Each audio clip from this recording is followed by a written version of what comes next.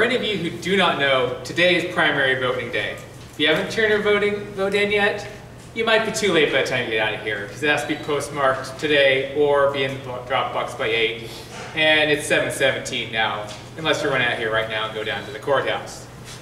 If you haven't voted, well, you need to vote. How many here are registered voters? How many people here that are registered voters voted today? Good. We have lots of people here that are registered voters that vote. Voting is super important. Not only is it important to vote, but it's important to be an informed voter. More on that later. Voting is, for some people in this country, a right. Believe it or not, voting is not a constitutional right for everybody. It is for women, it is for minorities, but not for white men for whatever reason. But it's enshrined in the Constitution. Women can vote. They got the vote in 1920. Prior to that, they could not vote. Mainly African Americans, but minorities could vote starting in 1870. But in some parts of the country, they couldn't vote till 1965 due to the Voting Rights Act. It's crazy, but there was some states that suppressed the vote because they were racist. And if you don't vote, you don't have a voice. If you don't have a voice, you can't complain about where our country's going. So you gotta vote if you want to have a voice and you want your voice heard. Being an informed voter is also incredibly important. You need to research who you're voting for so you don't get some crackpot into the office. For example, if you're tired of Hillary, tired of Trump, I have a candidate for you. He's a war hero. He got wounded twice in the war he was in. He led his country through a terrible recession. He increased the number of people he employed by millions. He increased the number of people.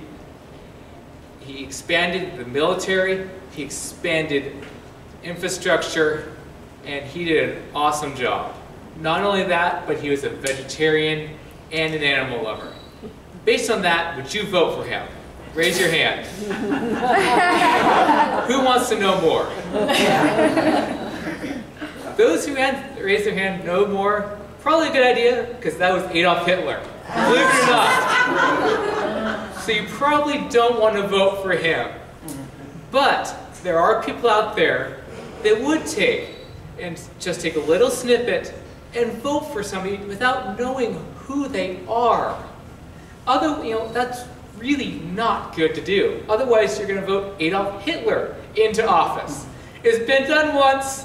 We don't want to do it again because we all know what happened last time. But you need to make sure you check look into their history, look at how they voted, what they voted for, whether you like what they stand for or not. It's also extremely important to vote the entire ballot, not just president and vice president. They affect your life, but it's the state races and the local races that even affect it even more.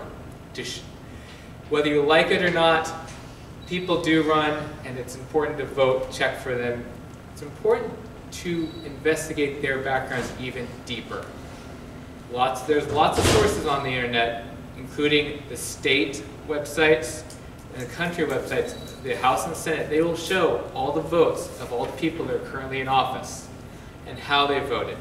That's important to look at, because you never know what kind of sneaky things somebody tried to vote for. In conclusion, and I'm really short because I kind of threw this together at the last minute, it's important to vote, and vote early, and vote often. It's important to investigate who you're voting for, so you don't get some crackpot or Adolf Hitler into office, because we really don't want that happening again. That was a big fiasco.